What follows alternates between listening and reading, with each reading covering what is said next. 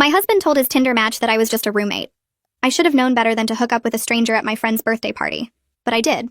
And 6 weeks later, I found myself staring at a positive pregnancy test in my school's dilapidated bathroom. At first, I actually thought I was lucky. The father, Joffrey, stepped up instantly and married me at the courthouse 4 months later. We moved into his apartment thinking we were making all the right steps, taking responsibility. But it wasn't that simple. I quickly realized that Joffrey was actually a jerk. He played the perfect father-to-be, but only in public. He'd put his hand on my belly for photos, telling his parents stories about my crazy cravings like he listened. But in reality, he missed all the ultrasound appointments, always giving excuses. And when I sent him pics of the ultrasound, Joffrey just gave a thumbs up and joked, "Are we sure that's mine?" It felt lonely, and I was honestly scared of taking care of everything on my own. That's when his roommate John started secretly helping me out. He started stocking the kitchen with chocolates, fruits, and whatever craving I had. He had extra prenatal vitamins on the counter when mine started running low. And the thing is, he never said anything about it, just nodded when we passed in the kitchen. By the second trimester, John and I started becoming close friends.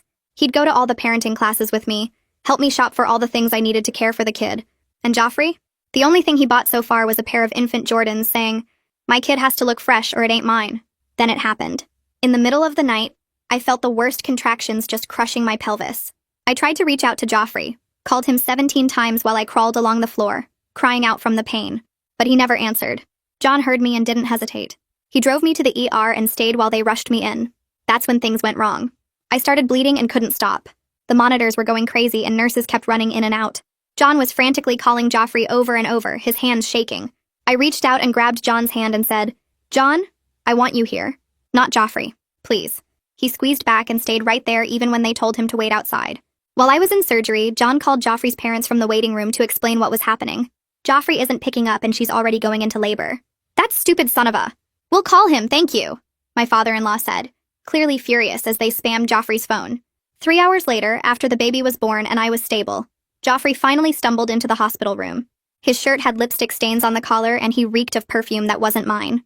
He saw John sitting next to my bed, holding my hand while I held our baby, and lost it. "What do you think you're doing with my wife?" he screamed, rushing over to grab John by the collar. John held him by the collar too and glared. "Taking care of her while you were busy on Tinder calling her your roommate." Joffrey immediately let him go, stumbling back, completely thrown off. "That's right. I saw the screenshots from a friend. You matched with her and said the baby was your pet and the woman in your apartment was just another roommate.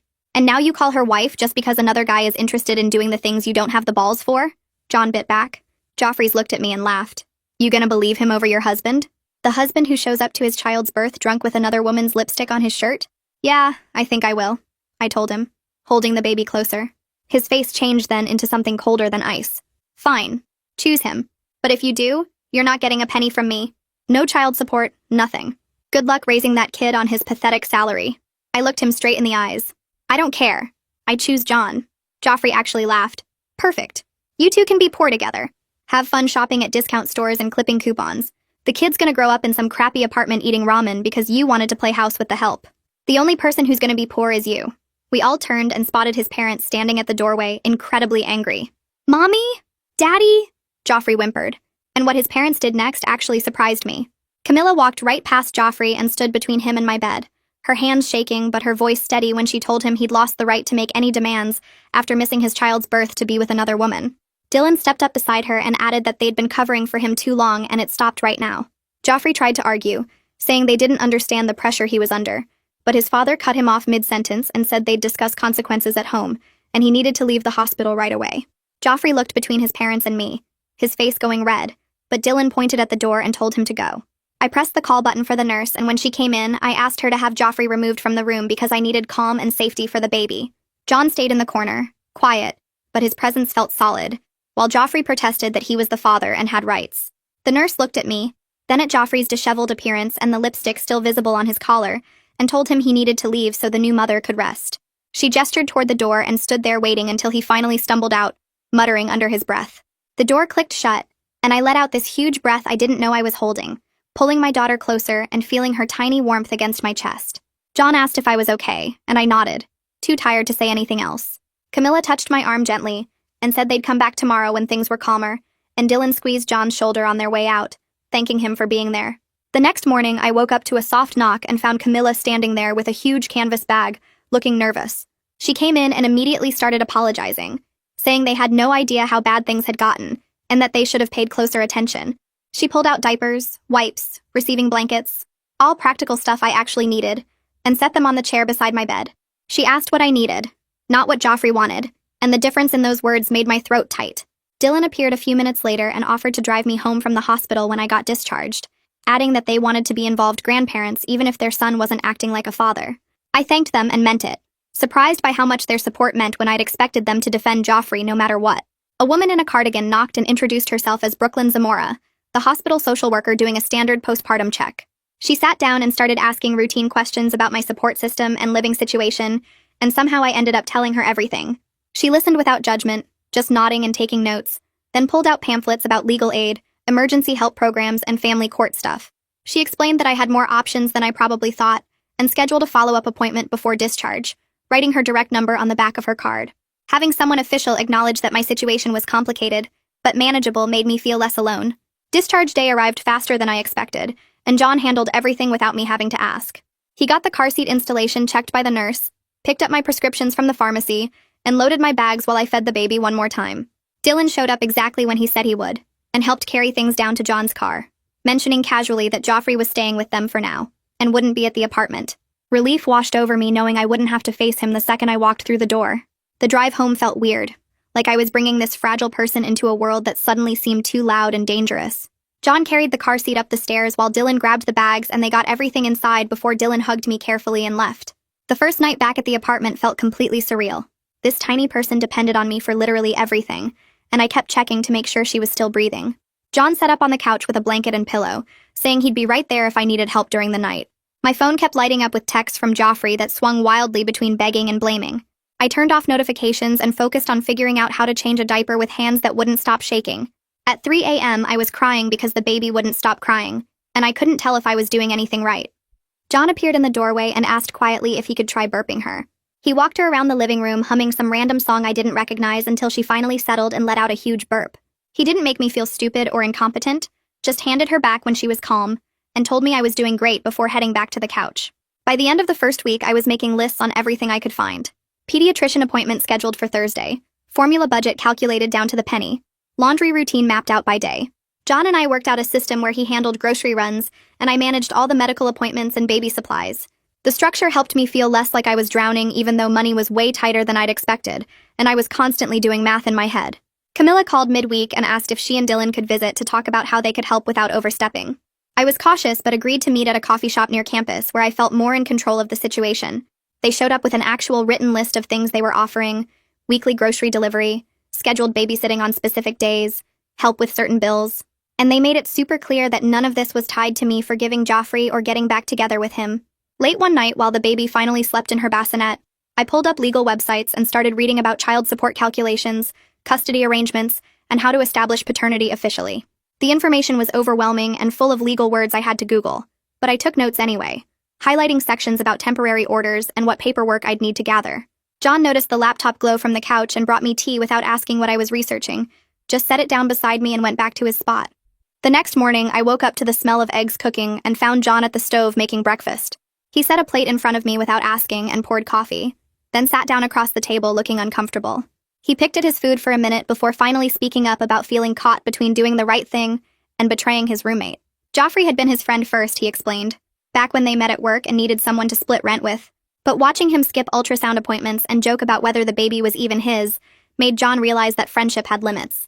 I told him straight up that he didn't owe Joffrey loyalty just because they signed a lease together, especially not when Joffrey was actively being a terrible husband and father. John nodded and seemed relieved to hear me say it out loud. After breakfast, I cleared the dishes and realized we needed to have another conversation before things got messier. I asked John to sit back down because we had to talk about boundaries. I explained that I was incredibly grateful for everything he'd done, from stocking prenatal vitamins to driving me to the hospital, but we couldn't let this turn romantic right now. He actually looked relieved instead of disappointed and agreed immediately, saying he wanted to help because it was the right thing to do, not because he expected anything from me. We shook hands like we were signing a business contract and both started laughing at how awkward we were being about the whole thing. The baby started fussing from her bassinet, so I picked her up and John grabbed the diaper bag, saying we should probably head to the pediatrician appointment soon. The clinic waiting room was packed with other parents and screaming kids, but Haley called us back within 20 minutes.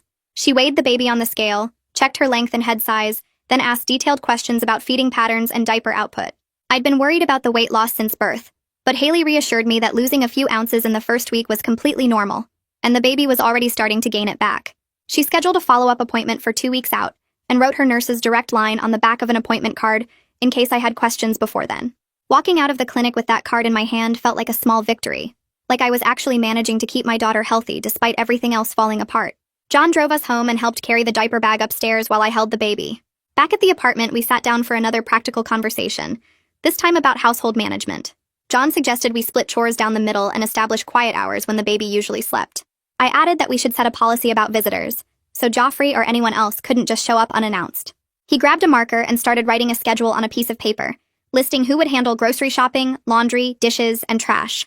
I took the marker and added a shared grocery list section at the bottom. We taped the whole thing to the fridge with magnets and stepped back to look at it. The setup felt weird, being this domestic with someone who wasn't my husband, but it was already working better than my actual marriage ever had. Tuesday afternoon, I was finally getting the baby down for a nap when someone started pounding on the apartment door. The noise woke her up immediately and she started screaming. I yanked the door open with her crying in my arms and found Joffrey standing there looking annoyed. I told him firmly that he needed to coordinate visits through his parents instead of just showing up whenever he felt like it. He argued that it was his apartment too and he had every right to be there. I reminded him that he'd been staying with Camilla and Dylan for over a week, and that if he wanted any relationship with his daughter, he needed to respect boundaries. He tried to push past me into the apartment, but I blocked the doorway and told him to leave or I'd call his parents. He finally backed off and walked away, muttering something I couldn't hear.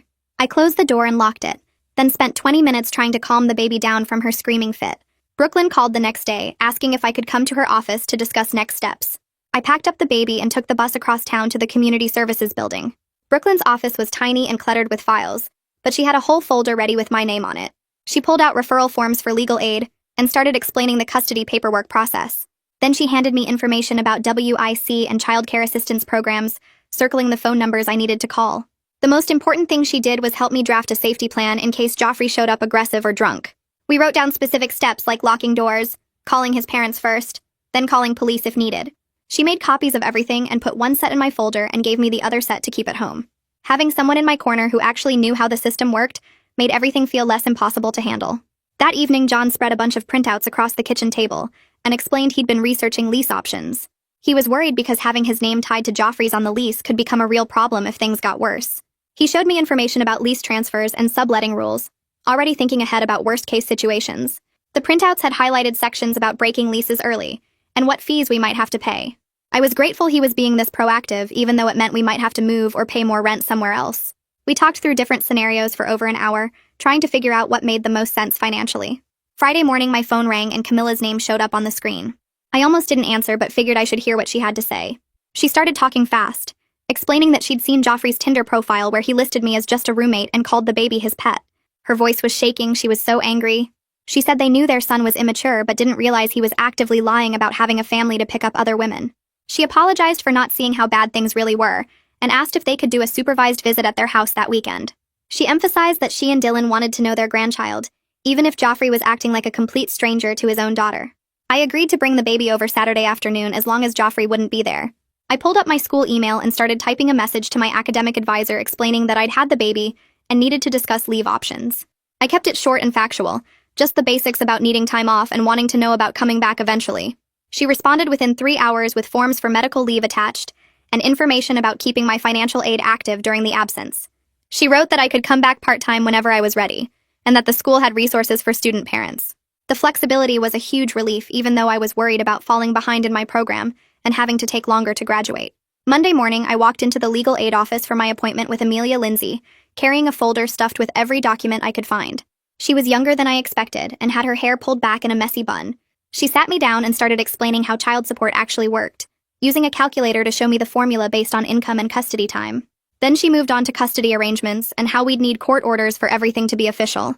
The part that surprised me was learning we'd need a paternity test, even though Joffrey's name was already on the birth certificate. She said it was standard procedure and would protect both of us legally. She outlined a timeline of several weeks minimum for everything to process, and warned me that once paternity was established, Joffrey could request visitation rights through the court. I left with homework, a list of financial documents to gather, instructions to write a detailed timeline of his involvement, and information about preparing for mediation. The legal process felt overwhelming, but at least now I had a roadmap instead of just guessing what to do next. Camilla walked straight up to Joffrey and slapped him hard across the face. The sound echoed in the quiet hospital room, and Joffrey stumbled backward, holding his cheek. Dylan stepped forward and grabbed his son by the shoulder, spinning him around to face the door. He told Joffrey to get out and not come back until he could act like an adult who takes responsibility for his actions. Joffrey tried to argue, but Camilla cut him off, saying they were done making excuses for him and watching him destroy his own family. They marched him out of the room while he protested weakly, and I heard their voices fading down the hallway. John and I sat there in shocked silence for a minute, just processing what had happened. Then Camilla came back alone, her face red but her voice steady. She apologized for not seeing how bad things were, and said they wanted to support me and the baby regardless of what Joffrey chose to do. Dylan returned a few minutes later carrying a bag from the hospital gift shop with diapers and a stuffed animal. They stayed for 20 minutes asking practical questions about what I needed when I got home, writing down a list, promising to check in regularly. When they left, John squeezed my hand and said he didn't expect that either. 3 days after we got home from the hospital, John came back from checking the mail looking worried. He handed me an official letter from the property management company with both his and Joffrey's names on it. I read through the dense paragraphs about lease obligations and saw the problem immediately. Any changes to the lease required both tenants to sign, or we needed a court order showing domestic issues or financial hardship. John sat down at the kitchen table and ran his hands through his hair, explaining that if Joffrey decided to be difficult out of spite, John could end up stuck paying for someone who didn't even live here anymore. I felt guilty that helping me was creating this mess for him. We spent the next hour going through options, talking about maybe finding a cheaper place somewhere else, or asking Tyler Wood, the landlord, if there were any emergency transfer options. John made notes on his phone about what documentation we might need, and said he'd call Tyler in the morning to discuss it. The baby started crying from her bassinet, and I went to pick her up, feeling the weight of how complicated everything was becoming. A week later, I was coming back from the corner store with formula, when I spotted Joffrey waiting near the apartment building entrance. My stomach dropped, but I kept walking, planning to go past him without stopping. He stepped into my path and held up his hands like he was surrendering. He said his parents were on his case constantly, and he wanted to make things easier for both of us. Then he pulled out his wallet and showed me a stack of cash, offering it if I'd agree to stop seeing John and give him another chance. I told him no and tried to walk around him, but he kept talking. He admitted the job he claimed to have the night of the birth didn't actually exist. He'd been at a bar lying to some woman he met online about being single. I felt anger rising in my chest but kept my face blank. I told him to move, and he finally stepped aside, muttering that I was making a mistake. The second I got inside the apartment, I opened my phone notes and typed out everything he said with exact quotes and the date and time. My hands were shaking while I typed, but I knew I needed to document it all. 2 weeks after the birth, I took the baby to her follow-up appointment with Haley. The pediatrician weighed her and checked her over, then frowned slightly while looking at her skin. She said there was mild jaundice that needed monitoring. My heart started racing, but Haley was calm, explaining it wasn't unusual and usually cleared up on its own. She wanted to see the baby again in a few days and gave me instructions about putting her near windows for indirect sunlight and watching for symptoms like extreme sleepiness or poor feeding. She handed me a printed sheet with warning signs and her nurse's direct phone number. I nodded and tried to act like I wasn't panicking inside. That evening after the baby fell asleep, I opened my laptop and started Googling jaundice in newborns. I went down a rabbit hole of medical websites and forums, reading about bilirubin levels and phototherapy and liver function. John came home from work and found me staring at the screen with tears running down my face. He gently closed the laptop and reminded me that Haley said it was manageable and we had a follow-up scheduled. I took a shaky breath and nodded, trying to believe him. John called Tyler the next morning and put him on speaker so I could hear. Tyler explained that splitting the lease wasn't as simple as we hoped. He needed either both tenants to consent and sign new paperwork, or a court document proving domestic issues or financial hardship. Since Joffrey wasn't officially living at the apartment anymore but wouldn't sign off on any changes, we were stuck in this weird limbo. Tyler sounded sympathetic and said he understood the situation was complicated, but he was bound by property management company rules and couldn't just remove someone from a lease without proper documentation. John asked about emergency transfers, and Tyler said those usually required proof of safety concerns or lease violations. We thanked him and hung up feeling frustrated. John slumped in his chair and said we might have to wait until the custody case was further along to get the court documents Tyler mentioned. I hated feeling trapped by paperwork and legal processes, but there wasn't much we could do except wait. By the end of that week, my phone was constantly lighting up with messages from people I barely knew. Word had spread among mutual friends about what happened at the hospital, and everyone suddenly had opinions or questions. Some messages were supportive, offering help or congratulations. Others were nosy, asking for details about the drama or wanting to know if John and I were together now. I felt overwhelmed by all the attention and decided I needed to control the story before rumors got worse. I opened my social media and typed out a short statement. Baby and I are healthy, handling things privately, appreciate space. I read it 3 times, making sure it didn't give away too much, then hit post. The messages slowed down after that, though I still got occasional intrusive questions from people I ignored. It helped to have something official out there so I didn't have to explain the same thing to everyone individually. John came home from work that Tuesday looking exhausted. He dropped his backpack by the door and went straight to the couch, not even taking off his shoes. I asked what was wrong, and he explained his manager had called him in for a meeting. Missing work the night of the emergency had affected his attendance record. He wasn't getting fired, but he got a formal warning and had to pick up extra shifts over the next month to make up for it. I felt terrible knowing that helping me was causing him problems at work. I told him I was sorry, and he shook his head, insisting he'd make the same choice again without hesitation. He said his job would stabilize once he worked the extra hours and not to worry about it, but I could see how tired he was, and knew those extra shifts would make everything harder for him. 3 days later, I got an email from Amelia with the subject line, mediation preparation.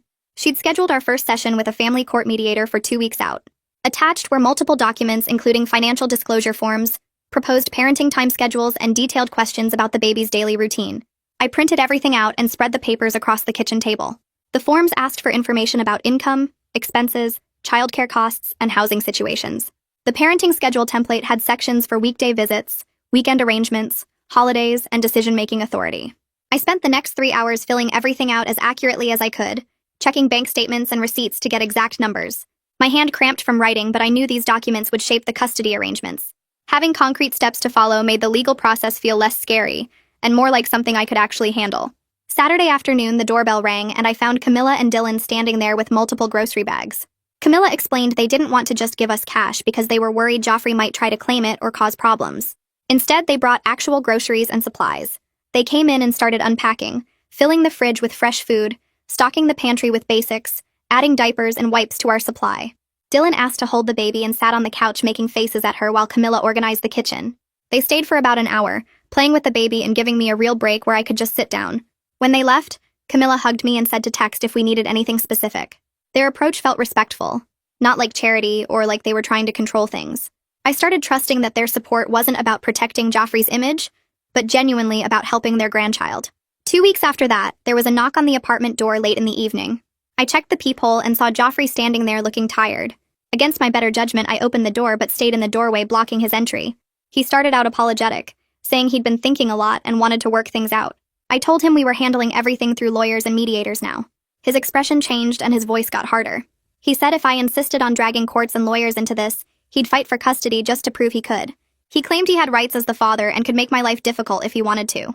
I stayed calm and didn't react to the threats, just told him he needed to leave.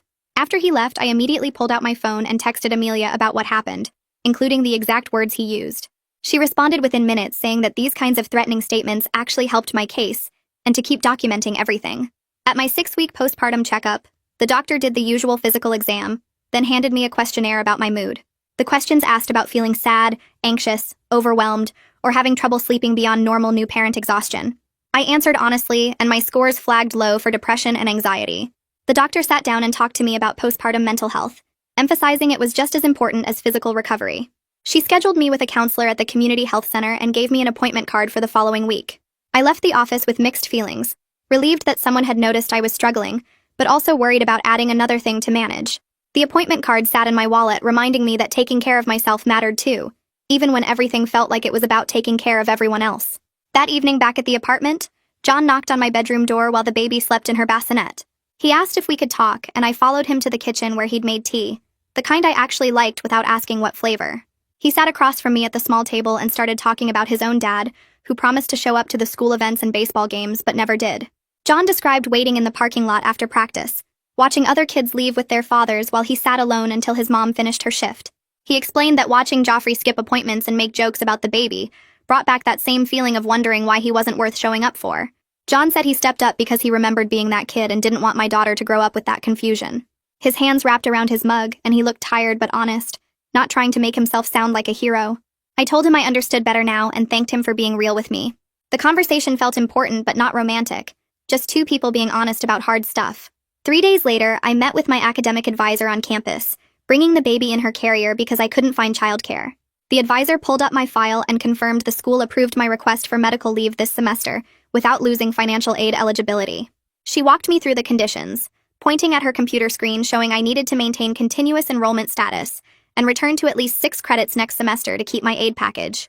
She handed me printed forms showing the grade requirements and enrollment timeline, explaining I could take classes part-time if full-time felt too hard. Having an actual path back to finishing my degree made everything feel less like my education was permanently over. I left her office with the paperwork in my bag and the baby still sleeping, feeling like maybe I could actually do both things even if it would be hard. The first mediation session happened in a plain office building downtown, where Quentin Barker, the mediator, had us sit at opposite ends of a conference table. Joffrey showed up 15 minutes late wearing sunglasses indoors and immediately started complaining that this whole thing was unnecessary. Quentin stayed completely neutral, explaining the process and asking basic questions about the baby's care and Joffrey's involvement. When Quentin mentioned establishing paternity, Joffrey actually laughed and said he wanted a DNA test because he wasn't sure the baby was his, despite being at the hospital. I felt my jaw clench but stayed quiet while Quentin calmly explained that paternity testing was standard procedure, and we'd schedule it through the court-approved facility.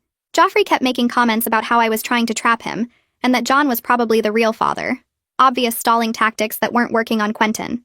I focused on answering Quentin's questions directly, and providing the documentation Amelia had helped me prepare. By the end of the hour, we had a court date for the DNA test and nothing else resolved, but at least the process was moving forward instead of stuck on Joffrey's denials. Brooklyn called me the next morning to coordinate the paternity test appointment, explaining she'd contacted a court-approved lab that did these tests regularly. She walked me through the timeline, saying samples would be collected from all three of us. Results would take 10 business days, and then we'd go back to mediation with actual proof. She also helped me write out interim visitation rules suggesting supervised visits at Camilla and Dylan's house if Joffrey wanted contact before results came back. We drafted language about notice requirements and appropriate behavior standards, creating boundaries that felt enforceable. Having these procedures spelled out made me feel less worried about Joffrey showing up drunk or aggressive, because there were actual rules now instead of just chaos. That same afternoon, my phone rang with Tyler, the landlord's number. He sounded frustrated and asked if I could explain what was happening because Joffrey had called him trying to get Jon evicted. Tyler said Joffrey claimed Jon was an unauthorized occupant causing problems and demanded Tyler remove him from the apartment. I explained the whole situation honestly, how Joffrey moved out to his parents' house, how Jon had been on the lease the entire time, and how Joffrey was trying to use the lease as another way to control things. Tyler sighed and confirmed that Jon was a legal tenant, and Joffrey couldn't force him out without legitimate cause like property damage or lease violations. He warned me that the drama was getting old, but reassured me that Jon's housing was secure as long as he paid rent and followed the rules. 2 days later, Tyler called again with a different tone, suggesting a possible solution to the lease mess.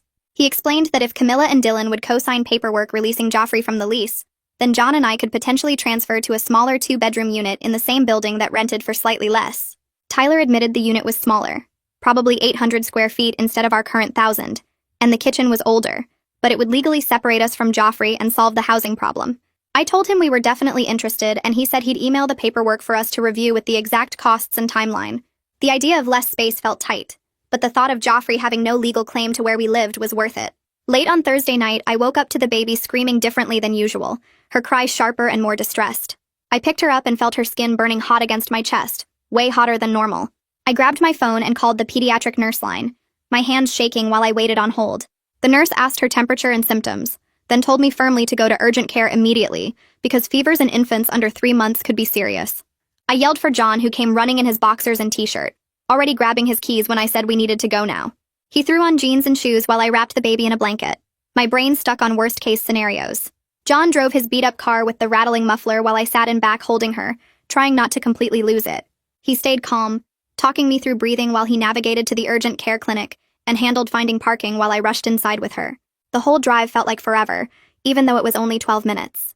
Inside the urgent care waiting room, I filled out forms with shaking hands while a nurse took the baby's temperature and vitals. Jon texted Camilla and Dylan without asking me first, just sent them the address and a quick update. 20 minutes later, they walked through the doors carrying a carrier with coffee and bottled water, not trying to take over but just sitting with us. Camilla held the baby while I finished paperwork, making soft cooing sounds and checking her temperature with the back of her hand like grandmothers do. Dylan sat next to Jon, comparing notes about the fastest route to the clinic and talking about nothing important, just filling the anxious silence. When the doctor finally called us back and said the fever was minor and treatable with medicine, I felt my whole body relax. Camilla and Dylan stayed until we got discharged, not making me feel stupid for the scare, just being present without drama or conditions. The paternity test appointment happened at a clinical lab in a medical building near the courthouse.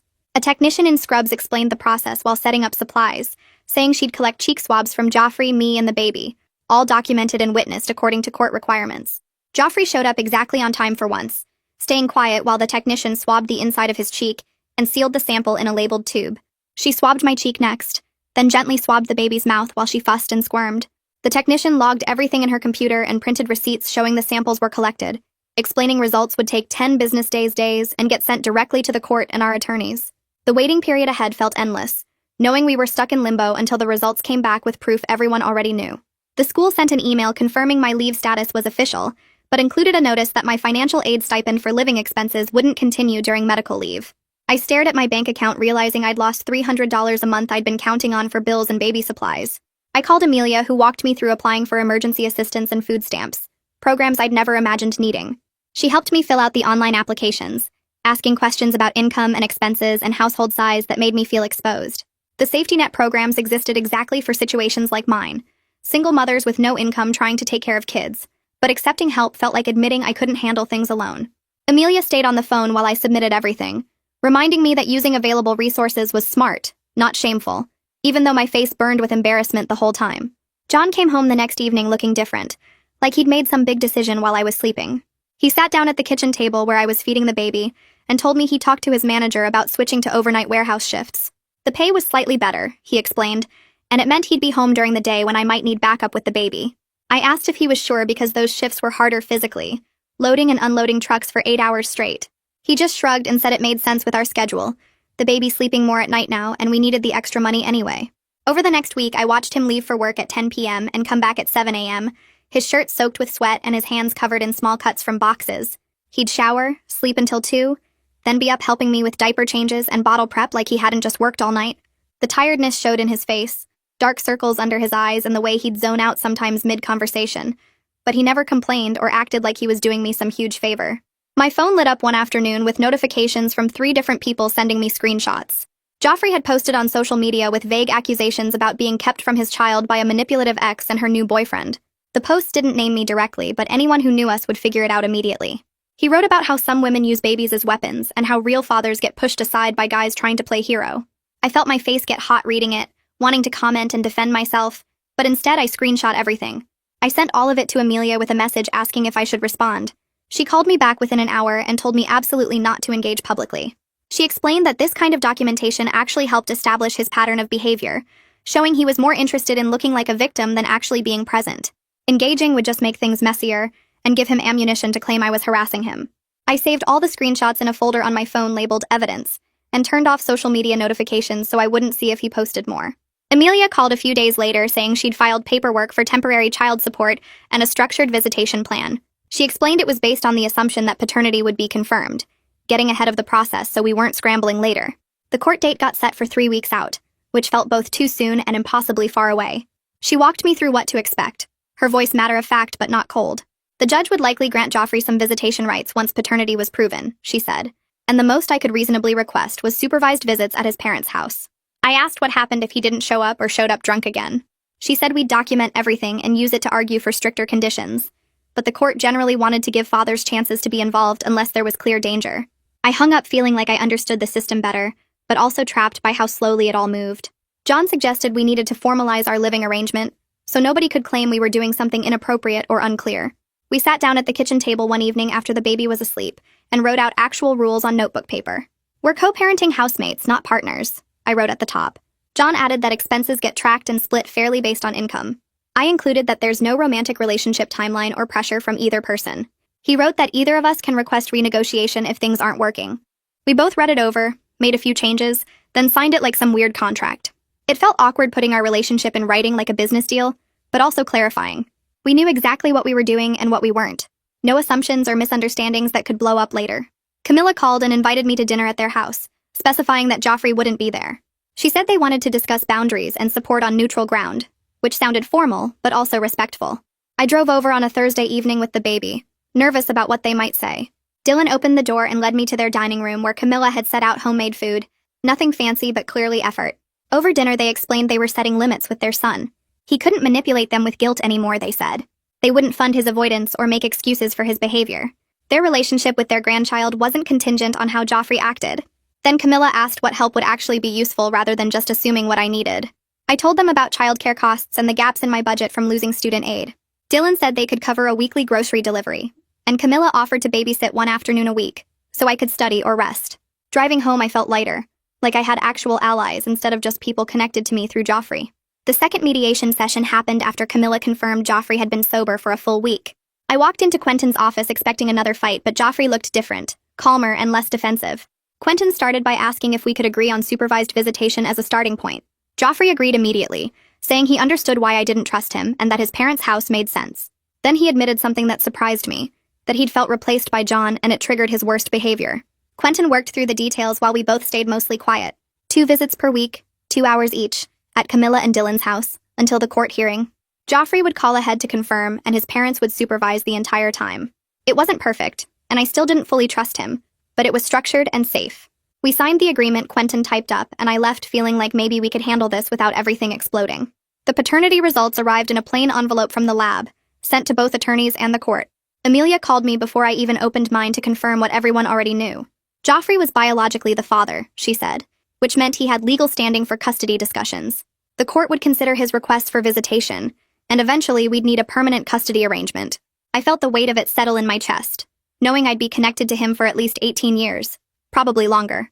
But Amelia also said this moved us forward, that we could finally stop dealing with his denial games and start building formal arrangements. I thanked her and hung up, staring at the envelope on my kitchen counter before finally opening it to see the official confirmation in black and white. 2 weeks later, the court issued a temporary order garnishing Joffrey's wages for child support once he got employed. Amelia explained it started at the state minimum calculation based on 1 child and his earning potential. The order existed on paper now, legally binding, but she warned it would take weeks to see actual money. Joffrey needed to find a job first, then payroll processing took time to implement the garnishment. I asked how long before I'd see anything, and she said realistically a month or more, maybe longer if he dragged his feet on employment. The order didn't solve my immediate budget problems, which frustrated me, but at least it was official. If he ever did work, the money would come automatically without me having to chase him down.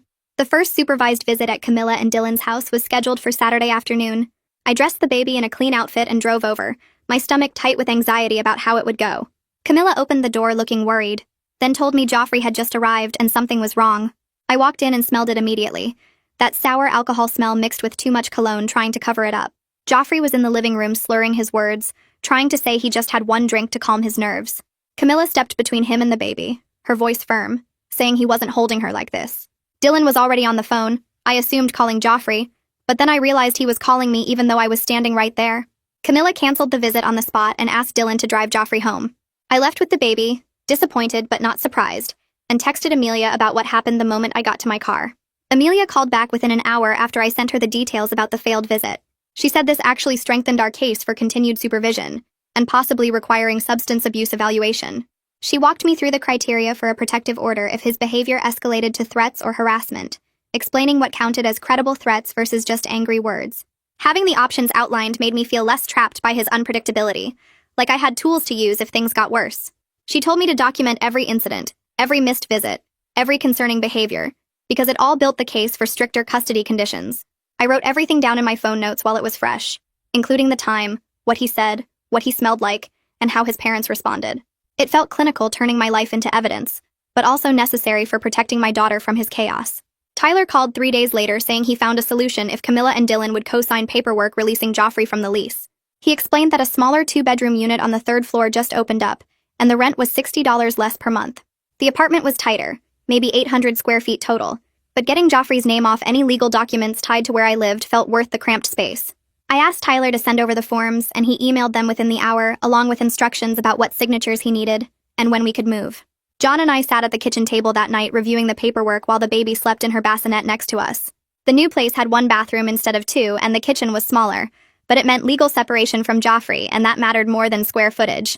I texted Camilla asking if she and Dylan would be willing to co-sign, and she responded yes within minutes, saying they'd come by the next day to handle it. When they showed up the following afternoon, Dylan read through every page carefully before signing while Camilla held the baby. They didn't ask questions about why we needed this or make it feel like we owed them anything, just signed where Tyler marked and handed the papers back. We scheduled the move for the following week, which gave us 6 days to pack up everything we owned while taking care of a 2-month-old who seemed to know something was happening and got fussy. John started boxing up the living room while I tackled the bedroom, both of us working in shifts around feeding schedules and diaper changes. Packing with a baby was harder than I expected because every time I got into a rhythm she'd need something or start crying. I'd pack 3 boxes, then spend 20 minutes getting her settled, then pack 2 more before she needed to eat again. John took over when he got home from his shift, letting me sleep for a few hours before we switched, and I packed while he crashed on the couch. By the end of the week, we had most of our stuff in boxes stacked against the walls, the apartment looking bare and strange. Moving day hit me like a truck, because the baby decided to have her worst colic episode yet. She screamed from 6 in the morning straight through until noon, that horrible high-pitched wail that made my head pound and my hands shake. I was running on maybe 3 hours of sleep, trying to carry boxes down the stairs while she cried in the carrier strapped to my chest. John was hauling the heavier stuff and we were both sweating and exhausted when a neighbor from down the hall, some guy I'd maybe nodded at twice in the elevator, just walked over and grabbed a box. He didn't ask if we needed help or make a big deal about it. Just started carrying our stuff up 3 flights to the new apartment without saying much beyond asking which boxes went where. His help cut our moving time in half, and by 2 in the afternoon we had everything upstairs in a pile in the middle of the new living room. The apartment was definitely smaller. The walls this dingy beige color that looked like nobody had painted in years, and the carpet had stains near the door that made me not want to look too close. But when I stood in the empty bedroom holding my still crying daughter, and looked at the lease paperwork on the counter with only my name and John's name and no mention of Joffrey anywhere, the cramped space felt like freedom.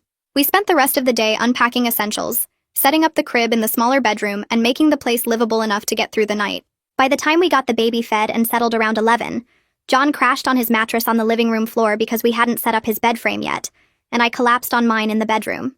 The baby finally went quiet around midnight, and I lay there in the dark, listening to John's breathing from the other room and the unfamiliar sounds of our new place. That's when I let myself think about what I'd been avoiding for weeks. I had feelings for John, real ones that went past gratitude or friendship or just being glad he wasn't Joffrey. I wanted to be with him, wanted to see if what we'd built while taking care of my daughter could turn into something more. But I also knew we weren't ready, and rushing into anything romantic would mess up the stability we'd worked so hard to create. I pulled out my phone and opened my notes app, typing out a reminder to myself that we'd agreed to wait, that taking care of my daughter had to come first, before any romantic stuff made things complicated. I saved the note and put my phone away, feeling both relieved and sad about the decision. My phone buzzed around 10 the next morning with a text from Joffrey asking if he could have another chance at a supervised visit. He said he'd started going to AA meetings and attached a photo of some kind of attendance card with signatures on it. I stared at the message for a long time, wanting to believe he was actually trying but remembering every other time he'd made promises and broken them. I forwarded the text to Amelia asking what she thought, and she called back within an hour. She said recovery attempts could be real, and the court would want to see him making efforts to improve, even if his past behavior was terrible. She suggested I agree to another visit in 2 weeks if he kept going to meetings and stayed sober, giving him time to prove the AA thing wasn't just for show. I texted Joffrey back saying he could visit at his parents' house 2 weeks from now if he brought proof of meeting attendance and showed up sober, making it clear that any alcohol smell or weird behavior would end the visit immediately. He responded with just, "Okay, thank you," which was more polite than I expected. The 2 weeks passed with me checking in with Camilla to make sure Joffrey was actually attending meetings and not just faking the attendance cards. She confirmed he was going, said he seemed uncomfortable and didn't talk much, but he showed up to the meetings her friend ran at the community center. When the visit day came, I drove to their house with the baby, my stomach tight with worry about how it would go. Joffrey was already there when I arrived, sitting on the couch looking nervous and sober. He stood up when I walked in and asked if he could hold her, his voice quieter than usual. I handed her over carefully, watching his hands to make sure he supported her head right, and he sat back down holding her like she might break. He asked questions about her routine, what time she usually ate and slept, whether she liked the pacifier or hated it, basic stuff that showed he didn't know anything about taking care of her but was trying to learn. The visit lasted the full 2 hours, and he stayed appropriate the whole time, didn't get weird or pushy, just held her and asked questions and looked uncomfortable but present. When I left with the baby, Camilla walked me to my car and said he'd seemed like he was genuinely trying, which didn't erase everything he'd done before, but was better than nothing. I drove home feeling confused about whether to hope he'd keep improving or expect him to mess up again. The 3-month pediatric appointment came a week later, and I brought all my notes about feeding schedules and sleep patterns, worried Haley would find something wrong. She weighed the baby and measured her length and checked all the developmental stuff, then looked up at me and said the weight gain was good, and everything looked great. She said I was clearly paying attention to the feeding schedule and doing everything right, that the baby was healthy and growing well despite all the stress. Walking out of that appointment with her positive report in my hand felt like proof I was doing something right even when everything else in my life was messy and complicated. I sat in my car in the parking lot for a minute just breathing and feeling like maybe I could actually handle this. I started making plans for going back to the school the next semester, knowing I couldn't stay in survival mode forever. I emailed the campus childcare coordinator asking about infant care options and costs, then met with her in person 2 days later to see the facility and ask questions. She showed me the baby room with the cribs and changing tables and explained their ratios and schedules, gave me paperwork about income-based pricing that might make it affordable. I sat down with my academic advisor after that, and we mapped out which classes I could take online versus in person, calculating that I could handle 9 credits if I did 2 classes online and 1 on campus.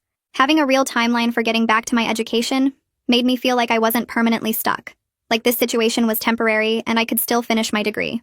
John came home one evening a few days later and mentioned casually that he'd sold his sneaker collection, the one he'd been building since high school with shoes he never wore but kept in boxes in his closet. I asked why, and he shrugged, saying he wasn't wearing them anyway, and the baby needed a better crib with a proper mattress instead of the hand-me-down one we'd been using. He'd already ordered the new crib online with the money, and it would arrive next week. The sacrifice was so quiet, no big announcement or asking for credit, just doing what needed to be done because the baby's safety mattered more than shoes he liked looking at. I thanked him, and he just nodded, going back to washing bottles like it was nothing. The court hearing for finalizing the temporary custody arrangement happened on a Tuesday morning 3 weeks later. I wore the one nice outfit I owned and showed up early with Amelia, sitting in the courthouse hallway watching other families wait for their cases. When our turn came, the judge reviewed all the paperwork, the paternity results and the visitation reports, and the child support calculations. She asked Joffrey about his employment status, and he admitted he was still looking but had applications out. She asked about the AA meetings, and he said he'd been going twice a week for 6 weeks now.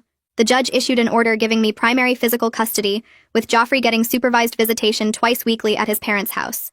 She ordered him to attend parenting classes and maintain employment for support payments, then increased the support amount by $40 a month based on state guidelines. She set a review date for 6 months out to see how everything was working. It wasn't everything I wanted, but it was structured and enforceable, real rules that couldn't just be ignored. Camilla and Dylan pulled me aside after the hearing and said they needed to talk about boundaries. They explained that they'd supervise Joffrey's visits but wouldn't cover for him or enable his avoidance anymore. They set up a regular babysitting schedule with me that happened regardless of whether Joffrey showed up for his visits, making it clear their relationship with their grandchild wasn't dependent on their son's behavior. They said being grandparents didn't mean protecting Joffrey from consequences, and they were done making excuses for him. The boundaries made their help feel real and sustainable instead of something that would disappear if Joffrey got mad or I didn't do what he wanted. I left the courthouse that day feeling like things were finally taking shape into something manageable. A few nights later, John and I sat at the kitchen table after the baby fell asleep, both of us nursing cheap coffee and avoiding eye contact. He cleared his throat and said he needed to talk about what was happening between us, the way we'd been looking at each other when we thought the other wasn't watching. I nodded, my stomach tight, and admitted I had feelings for him, but that rushing into anything would be stupid after everything with Joffrey. John agreed immediately, relief washing over his face, and suggested we wait at least 6 months before even thinking about dating, just to make sure we weren't confusing gratitude and convenience for something real. We shook hands across the table like we were signing a contract, both laughing nervously at how formal we were being about feelings, but the agreement felt right, even though part of me wanted to lean across and kiss him right then. 3 weeks later, I stood in the campus childcare center holding my daughter, trying not to cry as the coordinator gently took her from my arms and promised to text updates throughout the day. I walked to my first class in a fog, checking my phone every 5 minutes, barely hearing the professor's lecture about sociology concepts I used to find interesting. During the break, I texted John asking if she was okay, and he sent back a photo of himself folding laundry with a thumbs up, which made me smile despite my anxiety. By my second class, I managed to take actual notes, and by the time I picked her up that afternoon, I felt exhausted, but weirdly proud that I'd survived being both a student and a mom on the same day. The following Tuesday, John came home from his new father's group talking about a guy named Martin, who was learning to change diapers, and another dad who brought his kid to every meeting in a carrier. He seemed lighter, more confident, asking me questions about feeding schedules and sleep training like he genuinely wanted to understand the details, instead of just helping when I asked. Watching him take notes on his phone about baby development milestones made something warm spread through my chest. This man who wasn't even biologically related treating fatherhood like a skill worth mastering. 2 weeks after that, I took the baby to the park for Joffrey's supervised visit, and actually relaxed when he showed up 5 minutes early looking clean and sober. He played with her on the grass, making silly faces that got her to smile, and when the 2 hours ended, he handed her back without complaint or drama. That evening, he texted me a photo from the visit with a message saying he wanted to be consistent and prove he could show up, and I stared at my phone feeling cautiously hopeful that maybe the structure and accountability were finally getting through to him. On a quiet Tuesday evening, a month into the new routine, I sat at our kitchen table updating the budget spreadsheet while John washed bottles at the sink and our daughter slept peacefully in her crib. My phone buzzed with a notification that the first child support payment had processed and deposited, $240 that wasn't a fortune, but was something real. I looked around our cramped apartment with its mismatched furniture and peeling paint, thinking about how different this was from the life I'd imagined when I married Joffrey in that courthouse, how I'd pictured stability and partnership and got loneliness instead. But sitting here with John humming while he cleaned and my baby healthy in the next room, with my class schedule taped to the fridge and a routine that actually worked, I felt something close to okay. We were tired and broke and figuring things out one day at a time, but my daughter was thriving, I was back in the school, and we'd built something that felt honest and sustainable. That's the end of the story. Thank you for spending a few minutes here with me. I hope it left you feeling calm or maybe even hopeful about something in your own life. Subscribe if you would like to keep sharing quiet moments like this.